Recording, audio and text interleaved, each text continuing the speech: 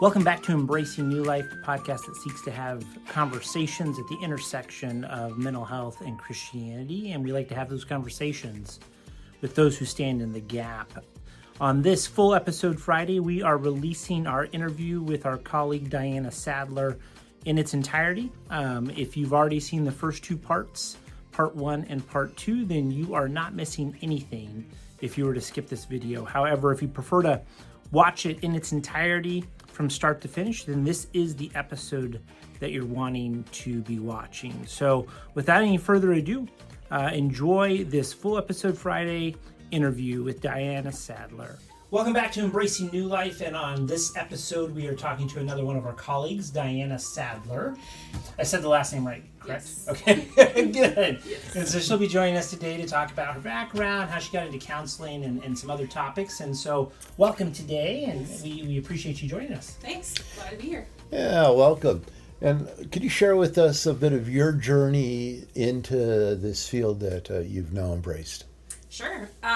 So I've been in ministry since I graduated from college, and prior to that, I was going into engineering because that's what was expected, or at least that's what I felt was expected. Uh-huh. And through that, I started to realize, like, I don't know that this is what I'm supposed to do, but then I had no idea what to do. And again, through all of that, I started to learn, like, I don't know how to have emotions. I don't know what to do with any of this. And so I also got into the place where I was really good at being whoever people needed me to be, for there to be peace and or to be liked and fit in. And so when I started to realize that, I was like, I should do something about that, because this is not going to be a good way to live, and I don't know who I really am. So I started to explore, like, what are my hobbies? What do I want to do? Which is when I started changing my major and went into business, because it was very general and I could do whatever I needed to do. And then after graduating, again, I don't know what I'm doing. I don't know where I'm going.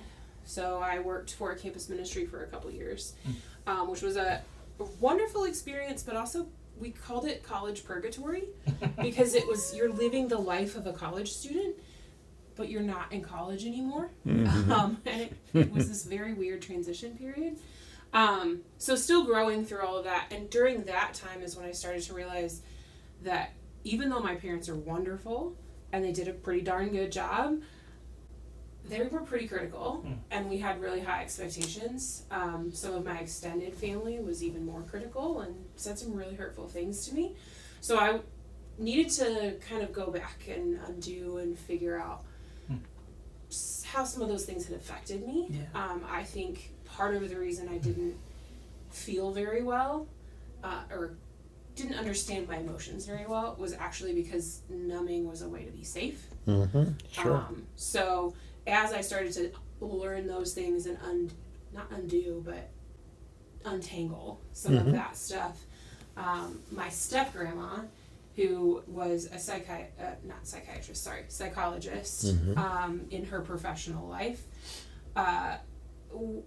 she would always ask me how I was doing when we visited, and then one day she goes, have you ever thought about being a counselor? And I kind of was like, no, you just don't like that I'm in ministry because it's not a high-paying job and I'm not an engineer. That was the thought process in my head.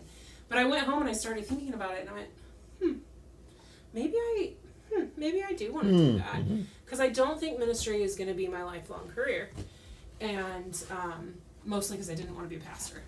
And so I started in 2020, after having done some of my own work, still working on some of those things, but so I started in 2020 to get my master's degree, and then when I got here because I was looking for a place that had a faith integration, where I could use my ministry experience and my counseling together. So, yeah, that's the shorter version. But, yeah. And in ministry, you've had a few different roles, but you've worked a lot with youth. Yeah. The one that's been the most consistent has been with 6th through 12th graders. And then obviously working with college students at the very beginning. But that's the role that's been most consistent. Uh-huh. Yeah. Yeah, you have to be brave working with 6 through 12th graders. Yes, I will admit I prefer the older high schoolers, but that's all right. 6th graders are fun too. Yeah, yes, they're people too. They're interesting. They're interesting. But I think actually a lot of the challenges they're facing are challenges that when I was in high school I wasn't even facing yet. Yes, So, yeah, we've seen a real shift in yeah. the pressures, demands on kids. Yeah, so I think that's been interesting. In the last couple of years, it's shifted to, I still am doing that, but the focus of my own stuff has kind of shifted to how can we help our leaders be better? And not that they're not good leaders, but it's hard to take care of yourself well when you're in leadership. So my focus has started to shift a little bit off of the students, although I still love working with them. Sure. And more onto problems I notice in church culture that have to do with expectations and stuff. Yeah. A phrase we'll hear those in helping professions, ministry professions, volunteer physicians, is burnout. How do you understand that concept? What's being referred to? Well, personally, very real. I have had, I wouldn't say significant burnout, but I've definitely experienced it. Didn't know that's what it was, and one of my coworkers said, "Are you okay?" And I was like, no, not really. So for me, it just became this, I hated going to work. I didn't want to be there. I love working in ministry, but it was like there was a very large disconnect. Boundaries weren't good. That kind of thing where I wasn't caring for myself. Some of it was I was trying to do it all out of my own power. Other parts of it were the nature of churches, you're always on. And I was still learning how to have emotions and process them and that kind of thing too. So I think in general we get into burnout when we really lack boundaries between Yes. life and work and other people and that kind of thing. So on a real practical description, what is lacking boundaries? What might it look like? It could look like a lot of things. As simple as I have to answer every email and text immediately, and I don't have a boundary there. Thankfully, I had a boss that said, "Hey, as a single person, don't let the church take advantage of your time." And do things like don't answer emails on the weekends. So that was helpful because that was actually a good boundary that I had. But it can also be, the one I struggled with the most was other people's emotions aren't mine. And I can't fix other people. Which carries over into counseling too. Absolutely, yes. But that idea of, I don't have to have a perfect life. People, will be okay if I make mistakes. But also, I can't fix them. So I think that emotional boundary is actually one of the hardest. Yes. And to some extent, even a spiritual boundary of my pastor, and I think this is a common thing, my pastor is not the end-all be-all, right? He is a human who makes mistakes and is fallible, so I shouldn't be putting him on the pedestal of, as long as his life's perfect, the church is okay. So, because he would be the first to say my life is far from perfect. So, yes, I do recall reading we should have no other gods than right, the true God. Exactly. But our humanness, we certainly can put people up on pedestals, and then they tend to crash. Yeah, exactly. Yeah.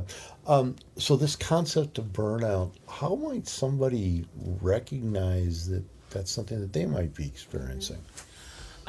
Sometimes the people around you will tell you that there's something wrong, which is what happened to me. But I started to notice a disconnect between what I was doing and myself, or behaviors like I would go home and binge watch TV and not want to do anything and not want to, but I wasn't depressed in that. I just was kind of numb. And I think that is a pretty big one when there's like those numbing behaviors. A big clue for me too was that I dreaded going to work. Even though I love the people that I work with and I loved what I was doing, I dreaded going to work. I just didn't even want to be in the building. And so I think that was a hard one too. Sometimes even that I can't stop working. I have a tendency when I'm burnout to just be like, I'm out. I'm not going to do it anymore. Other people's like, I have to keep going. I can't stop working. That might also be one in that. So, How about affecting the emotions? that one was a tricky one for me because emotions are hard for me. But I did notice I was very not short-tempered necessarily because I've got a pretty long fuse, but I would get annoyed at things like someone who cut me off in Easily traffic. annoyed. Like highly annoyed, out of proportion because they were a bad driver in the moment and things like that. And it was typically not with people around me, but just random dumb things would make me annoyed. Yeah. I would notice that rather than addressing conflict, I would go vent about it to someone else rather than actually stepping into it. Which some of that is I don't like conflict, but yeah. And I know for some that they will experience depressive features or anxiety features, sort of like this, the body gets dysregulated with burnout. Yeah, I don't know that I have experienced anxiety that felt very out of nowhere, but I don't know that it was connected to burnout in that time period. I actually think it affected it coming back a little bit. But that actually is another piece of why I'm a counselor. Because out of nowhere, someone who's never been fearful, all of a sudden was extremely fearful. But I had good support through that. And Good. What might happen in people's close relationships during burnout? More conflict. Also, sometimes it's a withdrawing. When you kind of get to that place where you're like, I just can't be around people. Yeah. I don't want to, maybe it's I'm sleeping significantly more or I'm not sleeping at all. So it can affect. I feel like it can even affect the depth of your relationship with people. Because if you're not able to know you, it's really hard to also know other people and to let people in because you're like, I just can't think about it. So as I hear you describe this, I get this sense of being really just overwhelmed, no margin left. Yeah, I like to, in fact, I was just describing it maybe even yesterday or 2 days ago of the idea of at some points in your life, you might have like a dinner platter of capacity. And when you're in burnout, you have like an espresso saucer of capacity to handle anything. And so everything feels like it's just overflowing. Yeah. So, Just too much. Yeah. And it might even be like you spontaneously start crying about something and you're not sure why. That kind of thing too. Yeah. How do you help people, get to a place of recognizing that? Because there's two things. I have a big ministry background too, and two things that I've seen that kind of perpetuate burnout is one, the theology of self-sacrifice and this idea that I need to pour myself out as a drink offering, which there is scriptural basis for why those comments are made, but usually taken out of context of kind of what they're meant for.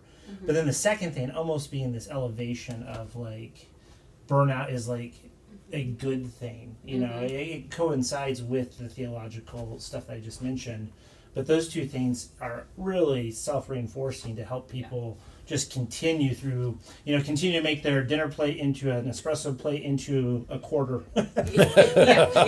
Yeah.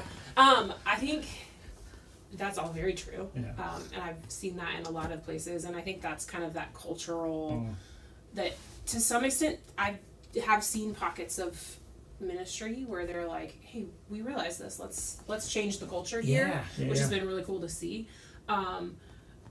But you're right, and a lot of times when you're in ministry, the pressure comes from above and from the congregation and from your internal place, and from maybe some incorrect interpretations of theology. And it depends on the person. If the person has a faith background, we might even start at the point of like, okay, well, let's look at Jesus, right? Like, did Jesus work 24/7? No. Isn't he kind of the goal of what we're trying to live like? So we can, and I don't obviously say it quite like that, but the idea of let's look at the person that we want to emulate in how we live our life and see how he did. He took time away. He did not give immediate responses. You know, he cared for the big groups, but he also cared for just his small group of people. Yeah. And he was not everything to everyone. Exactly. He And didn't do you can't everything. be. Yeah, you can't be either. A lot of people were disappointed in him. Yeah. Yeah. And he had great boundaries and was Yeah. okay with it. People were disappointed in him. And they were disappointed, and he had no sin. He did nothing wrong. Yeah. Yeah. One of the things that's sometimes very challenging, particularly when a person is in that burnout place, is to separate others are judging me or displeased with me, and I'm not responsible to please them. That can be so hard to separate. Yes. It can, for sure. Because you probably won't please them. Right. And if you only live to please, you're going to be disappointed in yourself constantly. Which is a very futile feeling to constantly be like, well, I can't live up to the expectation. And I've found with a couple of clients that I have that are kind of working through some of this, looking at where's their identity has been helpful in that. A lot of them is like, well, my identity is work and my success in work. I'm like, okay, well, let's look at that, or even let's look at success. What is success? Oh, that is so important. Because success is not always I made the most money, No. or I'm financially stable, or I have the biggest congregation, if we're going to keep it in ministry terms, right? Like, when you're gauging success by that, you're going to be disappointed constantly. Yes. Especially in today's world where most churches are losing people. Well, back to the Jesus example, right? In his last moments, he was. Everybody departed him. He didn't have a following at that point. Yeah. Looks like he didn't do it right. Yeah, exactly. Right. So people would say that's definitely not successful when you Right. get killed for it. Right. Yeah. Yeah. Human-wise, not a good outcome. No. No. But yeah, we understand as Christians we're called to a love motivation, not a success motivation. Yeah. And that's countercultural. Yeah. Definitely.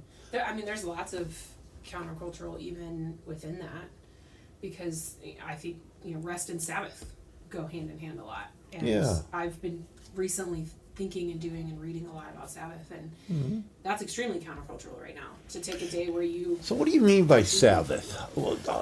In a modern context, what's that look like? Yeah, so personally, the way that I have tried to do it, keeping in mind that I'm working really hard to not turn it into a legalistic, like not ritual, but like routine that has to be structured. Yeah.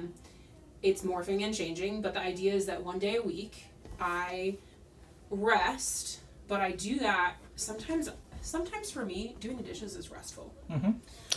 That's hard to imagine for me, but I'll trust you. And that's one of those things where like it might not be for you. Yeah. And so it's through various reading and things like that. It's basically, for me, it's setting aside one day where the things that I do are not about being productive. They're not about numbing things or ignoring what I'm going through, which for me, dishes, mowing the lawn, cleaning the house, those are times where, for some weird reason, I'm very present in the moment versus thinking. I think a lot of people use those as like a time to think, but I have noticed I don't really think when I'm washing the dishes. I just wash the dishes. So those are things that I actually love to do. There's some places where people will go as extreme of like, I'm not going to do anything on my Sabbath that would cause someone else to have to work that day, to like pay it forward in a way of letting other people also have a day off, which I like the idea. It's hard to do. Yeah. It's often a break from technology for the most part for me. So how do you do that? I have a great thing on my phone, which, sorry for iPhone users, but you have to get an extra app. But on a Samsung, I can actually set my phone to turn off all its smart features. So I could actually completely put it in Do Not Disturb if I wanted to, but I can also leave on my phone for emergencies. And and set it so that only contacts can call me. So you're taking a day off. Social media, Email, games, Pinterest, everything. I don't do work on my coaching business on that day. I'll go hang out with my friends. I'll go do stuff outside. I'll spend extra time with Jesus that day, you know, that kind of thing. But the idea is that I'm not doing things for the purpose of being productive. And how does that impact you, taking this Sabbath? I'm still not very good at it.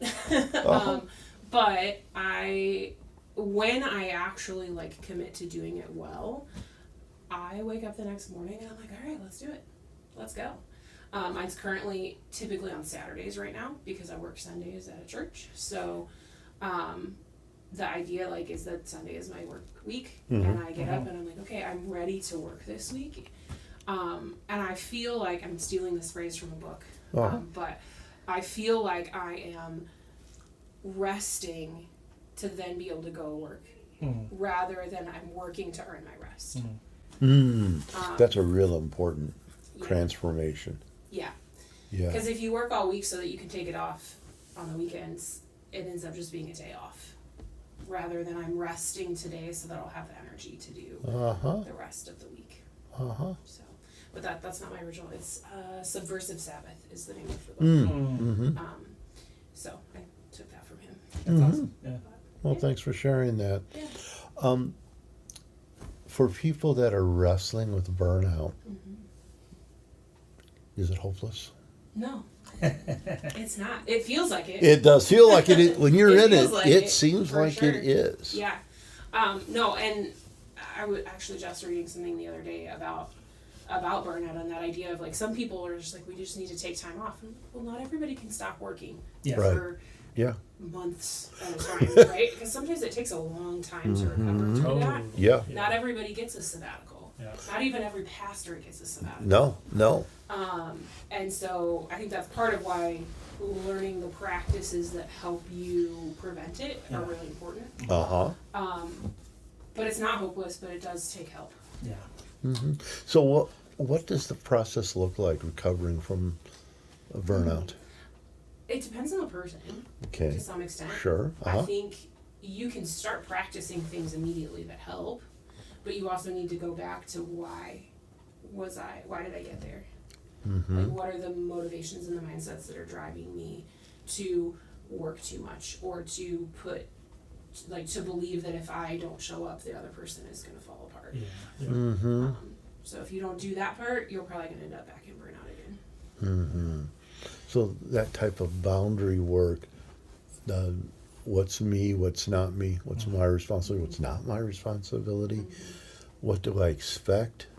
Those are all things that needs to be explored. Yeah, and some of even like the soothing of, okay, I feel uncomfortable, right? I have uncomfortable emotions because someone is pushing on this boundary, or even I'm pushing on the boundary. What do I do with that? And that one's still hard for me sometimes too, of, wait a minute, I need to back up and say, like, why is this boundary being pushed on so uncomfortable for me? What's it hitting in me? Is there shame that's coming up? You know, that kind of thing. Yeah, many times I think people in burnout are saying my outside world's got to change. Yeah. But everything you're mentioning is about our inside world. There's some that's outside world, right? Like if you literally check your email constantly, turn your email notifications off on your phone and tell your boss, I'm not going to check my email for this, time period. Totally. They'll probably be okay with it. If you haven't asked, you should ask. Okay. Right? And if they're not okay with it, that's something to consider. So there are some external things. So sometimes we do have to change external things. Absolutely, yeah. There's definitely external things. And those are often really easy to slip back into. After COVID, I started checking my email every day because during COVID, we needed to check our email every day because how we did ministry constantly changed. Yes, it did. And then like a year later, I realized I'm answering emails and phone calls on the day I'm not supposed to be working. And my boss is calling me on the day I'm not supposed to be working. And I finally said, hey, you know what? I'm not going to answer my email between this hour and this hour. And he was like, oh, yeah, okay, great. that you said that a long time ago. Uh-huh. Right. So we sometimes also need to maintain and reinforce Yeah. the boundaries that, Yeah. that are necessary Yeah. to live well. Absolutely. So Yeah. yes, a lot of it is external, but if you don't do the internal work too, the external is really hard to maintain. Uh-huh. You know, like if you're trying to get fit and healthy, it's hard to be fit and healthy if you're not also feeding your body well. Yeah. Mm-hmm. Similar idea. Yeah, we live in a time where for so many, it seems like everything is urgent, everything is imminent. Yeah. Got to deal with it right now. I'll sometimes, somewhat jokingly, but not really, say, unless there's blood or fire, probably we can wait to the right time for it. Yeah, which I have a naturally a little bit slower pace to life, which drove my parents nuts. Came free-wired that way. Yes, I did. I can sit on the beach for a week and do nothing and be perfectly happy, and they cannot. But so it comes more naturally for me to just be like, all right, I'm just gonna, you know what, they'll find out tomorrow. It'll be fine. Yeah. But I know that's not how a lot of people are wired, and it's not how our culture sets us up. For sure. Our culture sets us up to be instant now. So. Yeah, one of the things I find important for people, whether they're in burnout or not, is to recognize that like the literature is pretty robust now that with self-care, like anytime, if you say self-care, you know, people usually think of, oh, okay, I need to take 2 hours to go get a massage, or I need to take a couple hours to do this, that, or the other. But micro acts of self-care are just as profound and impactful to us as those big acts of self-care. And so if people can take 5 minutes, have a cup of tea that you really like, and just be present in the moment of what does it smell like, what does it taste like, and just really enjoy it, or go outside, take your shoes off, stand in the grass, let the sun hit your face for 3 minutes, and just be present. Like those little things, intentional over time, especially if you can put them into your schedule routinely, man, they add up to really big gains in the long run, you know, and it helps you get back to, like you said, people are so, whether naturally or not, nowadays in our culture, so wired towards do, busy, that slowing down reminds your body and your brain that like, oh wait, there's a different level I can get to that's really nice and calm, and you know, it's satisfying, even if it's only for 5 minutes. Yep. But there can be a real hook there. For many, self-care is interpreted as indulgence. Yeah. Or entitlement, or something that's out of bounds. Yeah. How do you help a person differentiate between self-care and indulgence? I have one client in mind when I kind of think about this, because we're further down this process of working, and she's had a lot of other things that happened in her life that made it all even more overwhelming. But she started to explore hobbies again, and from the idea of what do I actually enjoy doing outside of work. And then we started to add in, okay, so how if painting is going to be a hobby for you, how can painting relate to what you're feeling? And I almost went back to like, okay, with a kid, right, we'll have them draw a picture. It's like, just paint what you're feeling. It doesn't matter if it's a thing, just paint what you feel. And she came back one day and she said, you know what, I put on this song that was a favorite, and I just randomly started painting, and I felt so good when I was done. And it wasn't about the painting. It was about the emotions that she was letting out while she was painting. And I do think it takes some experimentation of what are the things, right? Standing in the grass, being present. But something about painting helped her be present. So there is some experimentation for you of what's going to be that thing. But yeah, it's not just indulgence. I mean, I'm all for, you know, massages and spa days and things, but it's not all that, because that's not going to fix the inside part. And part of it is connecting with, like, you know, we talked about Sabbath and just understanding and recognizing that God, yes, God's created us to work, most definitely, but he's also created us to take that time to connect with self, you know, just relax, you know, and to find those things that do bring an ability to calm ourselves, but also explore, you know, what are we thinking, what are we feeling in these moments, you know, and when people do find that, it's pretty awesome, you know, because it really does help them function in life and thrive in life in a healthier way. Absolutely. I mean, that's where my making chocolate happens. And we appreciate you making chocolate. That is actually where it came from. I wanted to see if I could do it, and I realized how good I felt when I was done. And I was like, Yes. okay, I like this, and so now it's It makes you feel good, makes people that right, you know makes other get people feel good. Yeah. So, but yeah, that's one of those things where that's where that came from. That's Is that Yeah. That's it really was cool. a weird way for me to be creative. I have a lot of very creative people in my family, and I've always felt like that black sheep that's not. So I'm like, actually, I am. It's just with food. And we appreciate that. You know, St. Augustine, John Calvin, other church, our patriarchs have identified that connecting with ourselves or knowing ourselves and knowing God are interrelated. Mm-hmm. It's not an either or. And so as I'm listening to you describe these type of connectings, connecting with ourselves facilitates connecting with God facilitates connecting with ourselves. Mm-hmm. And so one of the ways we look at it is it indulgent. If it's only about me, and just like pleasure or tension reduction only, sometimes that can turn out to be fairly empty. Mm-hmm. Yeah, definitely.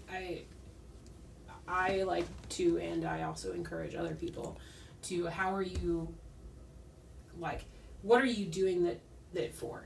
Like you just said. Yes. I'm not making chocolate so I can sit around and eat it all day. I'm making chocolate so I can bless other people with it. So it actually also facilitates connecting with others. Yes, it does. But the idea isn't like it's just because it tastes good. It taps into a creative part that's been created in me that is hard for me to tap into. And there was a time period in my life where I was trying to get to know me better and figure out who I was.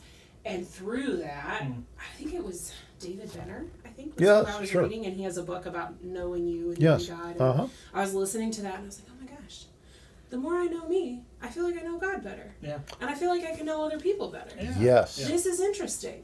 And that kind of was a place where it all started to click a little bit. Yes, and so if we think about that burnout as I'm just so overwhelmed and now I'm isolated, I'm cut off, and I can't cope and I can't take anything else on, an antidote that we're talking about here, connecting with self, then connecting others, connecting with God, connecting with self, it becomes so intertwined or interrelated that our capacities open up again. Yeah, you're not trying to carry it all by yourself. Right. Yeah, David Benner, he was the editor for the first books that I wrote. And one of his books, The Gift of Being Yourself. That is the book that I got it from. Yep. I encourage people to explore that. I think it's a real helpful work that he's offered us. In that part of what contributes to burnout is not acknowledging I'm finite, not being real about myself. Yeah. Yes. And, I'm not a big fan of being finite either. I always want to do more and have ideas I can't quite reach. But the peace that comes with the connecting with who I am, who God is, who others are, that actually is comforting, facilitating living well. Yeah. Well, the fascinating thing about limitations is we're so reluctant to admit that we have them. But if we go back to the Jesus example, here's God incarnate, and he still doesn't do everything. Right. Like he had limitations Yeah. that he acknowledged and lived within. And Yes. why should we not expect ourselves to have equally, even more so, limitations? Yes. So. Yeah. That makes me think of a theological problem, really. Yeah. Which isn't necessarily counseling, but that idea of, because I have Jesus, I should be able to do everything. Yeah. But it also puts it, I should be able to do everything. Yeah. Yes. Which gets us into the, are you doing it for you, or are you doing it through God? Like, I can't change someone else. I can't change a client. They have to do the work, but there also has to be work from God in their life too. Yep. Right. Are you trusting yourself, or are you trusting that God's at work in you and the world at large? Right. Yep. Right. I can't change the students that I work with. I can't get them to be the same person at church as they are at school. No. All I can do is be there for them, know them, give them a place that's safe, and hope that will hit their heart. But it's not my job to change their heart. No. When we take responsibility for the outcome of others, we're out of bounds. Yeah. And it's exhausting. Yeah, that much failure is exhausting. That separating acting in love versus trying to manipulate or control an outcome. Mm-hmm. We're not designed to be producers. We're called to love. Mm-hmm. Yeah, and then we get into the now and not yet a little bit there of I know what it's supposed to be, but it's not yet. Right. But it's also not my job to make it be there. Right. And success isn't for now. Yeah. Success is actually kingdom related future. And so when we're faithful,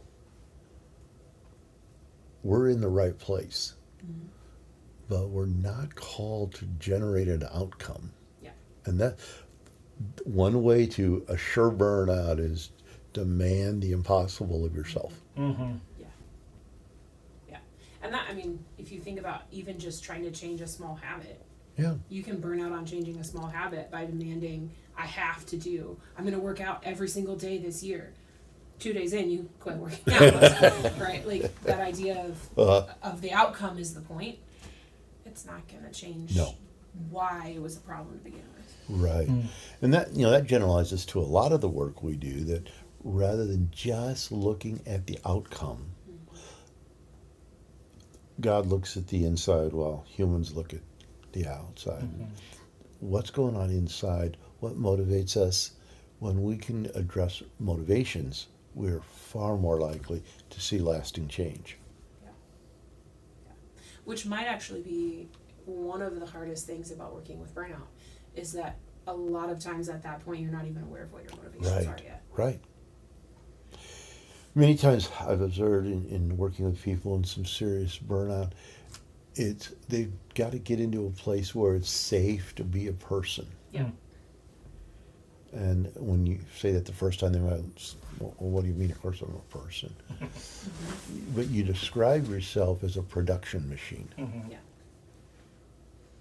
And so that relationship that develops in the counseling process is a very important part of the change process.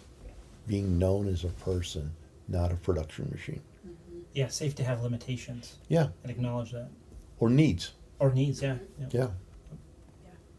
Yeah. It's safe to, even in ministry standpoint, it's safe to talk about the things that it's not safe to talk about. For a lot of Or people, in many doubts, relationships. Well, yeah, absolutely. Right. Doubts, struggles within the church, because if you're on staff, you don't have anybody to talk to about that, typically. So, even that, just the safety. Yeah.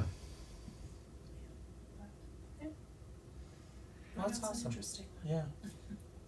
Yeah, a lot of good topics, and a lot of different directions that we can go. And we'll definitely have you on in future episodes because these are topics, especially in ministry, that are always present almost, it seems like.